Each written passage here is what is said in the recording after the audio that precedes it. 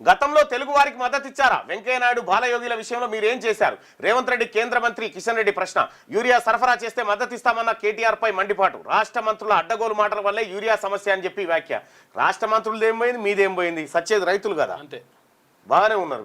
మీరు కొట్లాడుకోరు, బాగానే ఉంది. కానీ యూరియా అవస్థలు తీరేది ఎప్పుడు? వివిధ జిల్లాల్లో రైతులకు తప్పని తిప్పలు.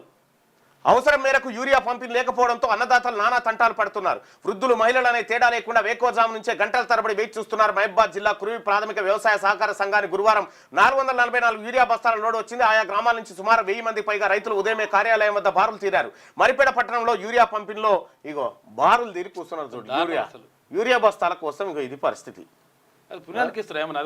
కాదు, బీజేపీని బదనాం చేద్దామని కాంగ్రెస్ అయ్యప్ప అని తెచ్చుకోవాలి. ఇస్తాన్నోళ్ళు మరి ఇయ్యాలి కదా. ఇదేంది ఈడ కాంగ్రెస్ జనంలో బదనం కావాలని బీజేపీ. మీ ఇద్దరి మధ్య మీ ఇద్దరు కొట్లాట జనం సాగుకొచ్చింది. గట్టిగా యూరియా సరఫరాలో ఇబ్బందులు నిజమే.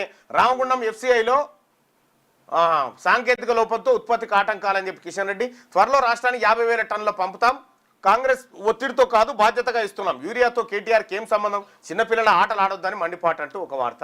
యూరియాతో కేటీఆర్కి సంబంధం లేదు, కాంగ్రెస్ పార్టీకి మీకే సంబంధం. మరి మీ ఇద్దరిట్లలో దొంగ ఎవడో చెప్పురి. యూరియా రాకపోవడానికి కారణం